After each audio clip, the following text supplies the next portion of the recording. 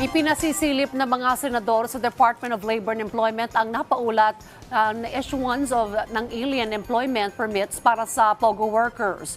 Ito ay pinalutang ni Senate Majority Leader Joel Villanueva sa deliberasyon. Sabi ni Senator Loren Legarda, dapat tingnan ng kagawaran ang in-issue na AEPs na nasa 42,000 ang umano'y legal.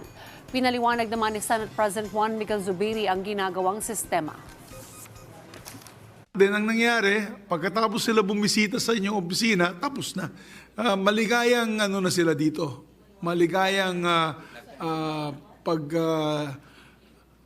pagtrabaho sa iba't ibang illegal na activities. Kasi kung matapos na din yung ginagawa nila, dun sa it clearly states na naloko po tayo dahil nung in-issue natin yung alien employment permits, I'm sure nung in-issue nyo yung alien employment permits, hindi ninyo alam na gagamitin yun sa sex den, sa torture chamber, sa paggawa ng mga illegal activities.